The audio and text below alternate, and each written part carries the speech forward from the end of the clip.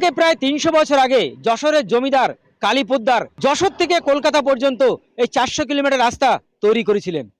আর এই রাস্তা দুধার দিয়ে লাগিয়েছিলেন অসংখ্য গাছ।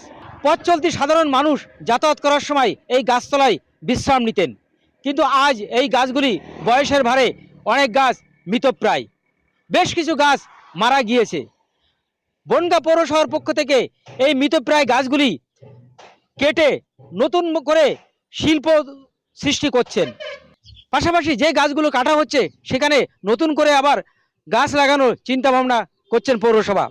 গাছ ছাড়া আমরা কোনোভাবেই চলতে পারবো না, বিভিন্ন দুর্যোগের সম্মুখীন হতে হবে গাছ কমে গেলে।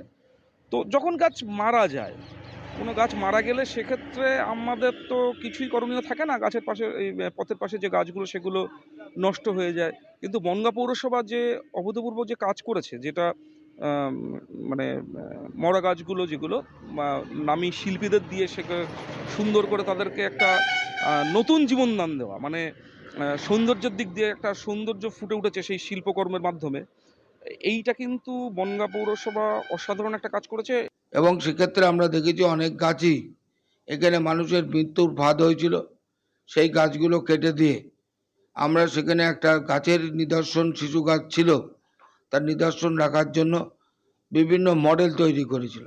ইতিমধ্যেই আমরা ৬টা-৭টা মডেল শিশু গাছের গুড়ির উপরের সেই নিদর্শন রেখেছি। আমাদের দেশের সেই ৭১-এর যুদ্ধ থেকে শুরু করে, কন্যাশ্রী থেকে শুরু করে বিভিন্নভাবে আমরা মানুষের সামনে তুলে ধরেছি। সেই বিভিন্ন রবীন্দ্রভারতী, শান্তিনিকেতনের যারা আর্টিস্ট, সেই আর্টিস্টদের দিয়ে আমরা এই গাছগুলো খোদাই করে তৈরি করেছিলাম। আমার শহর বনগাঁ থেকে দেবাশিস মণ্ডলের রিপোর্ট, কলকাতা টিভি।